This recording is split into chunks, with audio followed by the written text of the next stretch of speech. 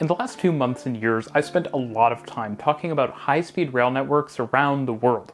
But high-speed rail often looks and works completely differently from one place to another.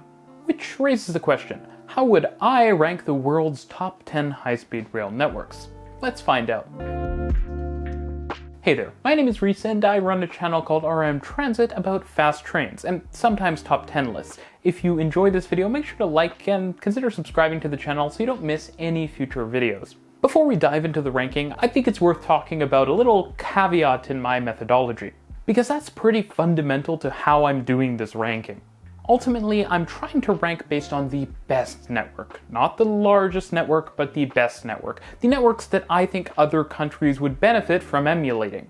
Basically, China is a big country and it will have a big network, and it has to actually be good and not just large to do well on this list. Because I'm interested in quality, not just quantity. Having 3 bad high-speed rail lines is probably worse than having 1 really good high-speed rail line. Now, if you're curious how I actually went about the ranking process, Google bubble sort and watch the video with the dancers, you'll thank me later. And so with that, let's dive into the ranking. In 10th place today, we have Morocco. Morocco is still relatively new to high-speed rail. In fact, you might not even realize that Morocco has it, given its first line opened in 2018, connecting Tangier to Casablanca with 320 km/h high-speed rail, at least for a large part. These are some of the biggest cities in the country. Now, this project is an epic, being Africa's first foray into world-class high-speed rail, something that the continent has gotten to before the Americas. It also uses TGV Euro Duplex high-speed double-decker rolling stock, which I still think is probably underused globally. There are a lot of very busy high-speed rail lines out there. Despite the great service that runs roughly hourly all day long, some people have suggested that Morocco's top priority probably shouldn't have been building high-speed rail when its regular railways could probably also use the investment. But ultimately, that ship has sailed, and today Morocco has a really impressive singular piece of transportation infrastructure in its high-speed rail. Next up, in 9th place, we have the UK. The UK doesn't really have a lot of true high-speed rail, though it does have a lot of fast, but not quite fast enough railways. Thankfully, the UK isn't all that big, and the numerous 200 km/h capable electrified rail lines with fast multiple-unit trains are pretty great at getting people around even without true world-beating high-speed rail everywhere. The one proper high-speed rail line in the UK currently is HS1 in the southeast, which is really cool for its high-speed commuter services, but unfortunately, in general, for services that operate on high-speed 1 as well as the Channel Tunnel, the fares are extremely high, and so the infrastructure kind of goes underused. While HS2, the UK's plan to connect Birmingham, Manchester, and almost to Leeds in the future is promising, its overuse of tunneling and massive station works will mean that the project is probably going to be one of the most expensive high-speed rail systems ever built. So that's the UK. Number 8 is Taiwan. Taiwan is really underappreciated for its high-speed rail, which is world-class and runs 350 km/h across basically the entire west coast of the island.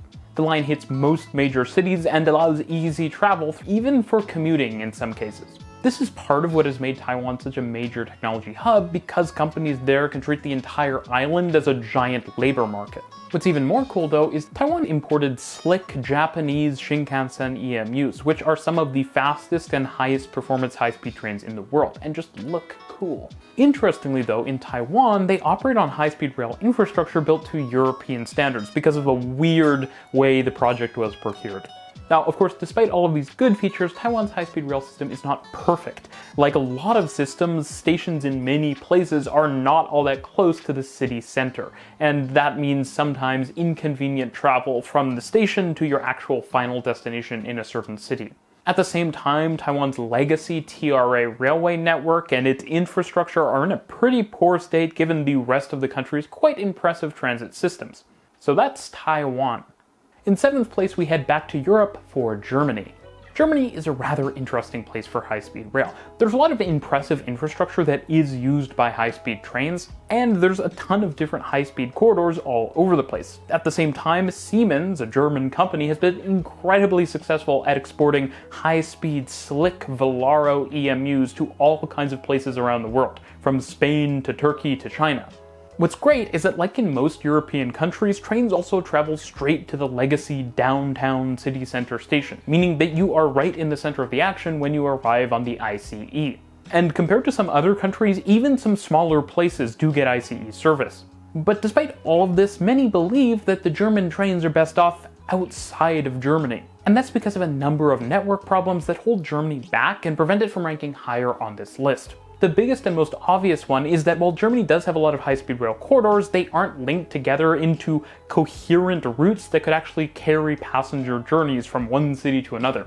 That means that there are very few high-speed routes that actually have what would be considered world-class average speeds, since while you might be going very fast on the dedicated high-speed line, you're going to have to travel a lot of legacy lines as well. Now, a big part of why Germany hasn't been able to build as much high-speed rail as some other countries includes NIMBYism, but also excessively strict technical standards when compared to France, for example. International connections are also less impressive than you might expect. I talked about it in my Benelux high-speed rail video, but the connection into the Netherlands and Belgium is not great. For number 6, we have Korea. Korea definitely has underappreciated high-speed rail, despite having far more high-speed rail zombie movie crossovers than any other high-speed rail nation.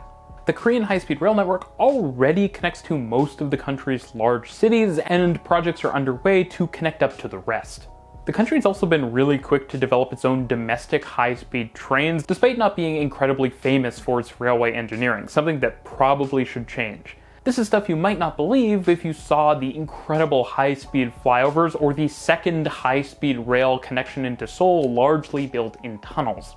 Unfortunately though, it's not all sunshine and rainbows. There are a few zombies lurking in Korea's high-speed rail hopes. For one, the country is late to EMUs, even though it's developing its own homegrown platform so it can shed its French origins. The network's trains and stations also aren't all that visually impressive compared to some of the other systems I'll discuss on this list. I'll also say the network isn't helped by the fact that the Incheon Airport KTX services are no longer operating. I understand that perhaps they weren't super popular, but Incheon is a major airport and it feels to me like there's a huge value in connecting it to high-speed rail. So maybe I'm wrong, let me know in the comments, but I'm a little disappointed that that isn't still a thing that's happening. The last issue that really faces the Korean high-speed rail network is that, like in a lot of countries that have a main dominant city, in this case Seoul, all of the high-speed rail lines kind of feed into Seoul, but if you want to go between secondary cities, it's a little more challenging. This is exacerbated by the fact that Seoul is in the northwest corner of Korea. It's kind of like up here, which means that it's indirect to travel through Seoul for a lot of trips where it might make sense if it was in, say, the middle of the country. Anyways, if you're interested in more Korean RMTransit content, make sure you're subscribed because I'm going to be doing a Seoul subway explainer pretty soon, hopefully. In 5th place, we have the country that taught Korea how to build a high-speed train before they determined they should probably just do what Japan and Germany do: France.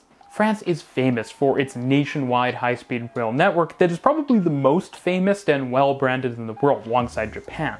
And France actually does have extremely fast service to back up that high-speed rail network. While your German friends are halfway between Frankfurt and Berlin on the ICE, you'll have traveled from Paris to Lyon and already be on a tram enjoying the city. I should also say the way that the TGV infrastructure has basically started to wrap around eastern and southern Paris is truly incredible and just awesome, even though unfortunately trains don't route through Paris in service. Fortunately, the city kind of gets away with this because its high-speed rail bypass line to the east hits both Charles de Gaulle Airport and Euro Disney, which is just awesome. In fact, those major travel destinations are even accessible on some of the international services which come in from other countries. And generally, the international high-speed rail services into France are excellent, with connections into Spain, Italy, Germany, Switzerland, and the Netherlands and Belgium. Better yet, arriving in the big cities as in Germany, you'll be dropped off right in the city center, albeit if you want to go to a small town, you should get on the slow train. And it's not all great. France still stubbornly refuses to use electrical multiple units despite basically the rest of the world already adopting them. The network in the country is also incredibly Paris-centric and probably too much so for its own good. In 4th place, we have Italy.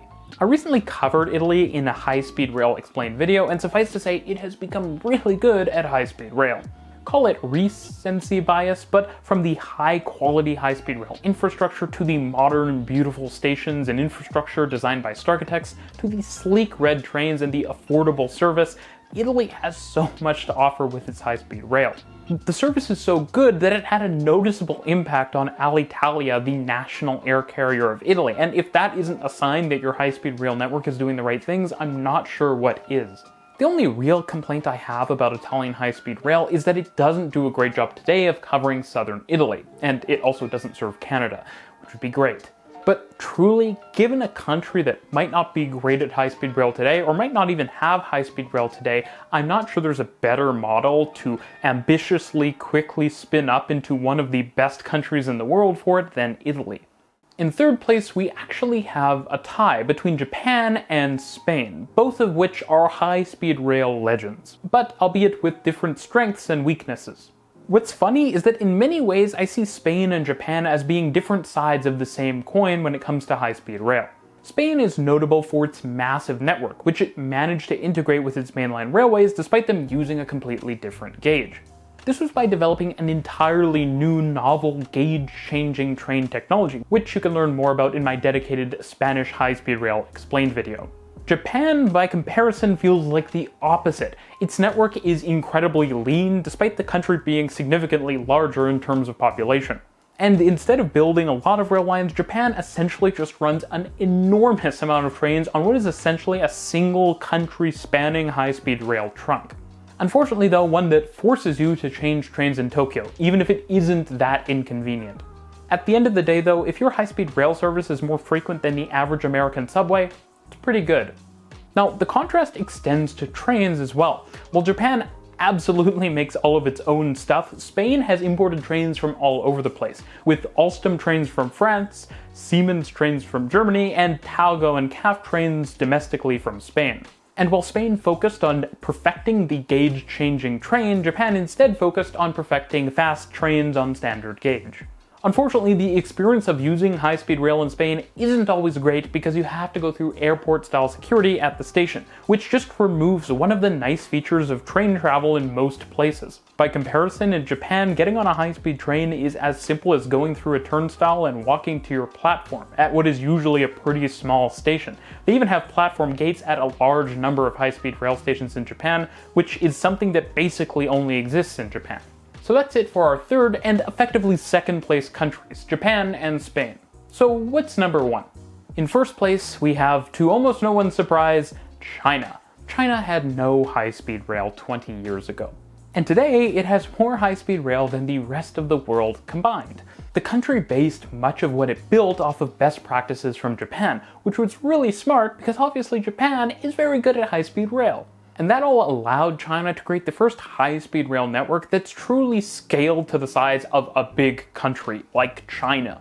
And I think that's the thing that makes it the most amazing. We're not talking about the UK or France or Japan here, we're talking about a big country. From its massive elevated rail corridors to pretzel-like high-speed rail junctions, affordable fares, some of the fastest trains in the world, China's high-speed rail network just has a lot going for it.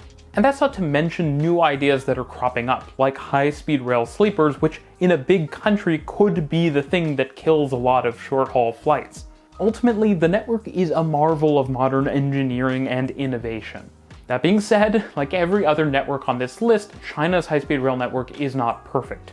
For one, the Chinese high-speed rail system suffers from the same airport security problem that Spain's system has. But that's made worse by the stations, which often feel like they're located roughly where an airport should be on the outskirts of a city. Now fortunately in China's case, since so many of China's large cities are growing rapidly, and since these cities tend to have big rapid transit networks, in a lot of cases the city goes to the high-speed rail network, as opposed to the reverse happening. It's worth mentioning though that since China has such a big high-speed rail network, it's not a uniform thing. Some cities like Beijing, for example, have stations that are quite centrally located and convenient for visiting the urban center itself, and so it's not uniformly bad with stations deep in the exurbs of the cities. There's also the issue of overbuilding. While it's clearly valuable to have, frankly, multiple lines between Beijing and Shanghai, for example, you probably don't need a high-speed rail line to Inner Mongolia. Anyways, with that, we have my top 10 high-speed rail networks in the world ranked.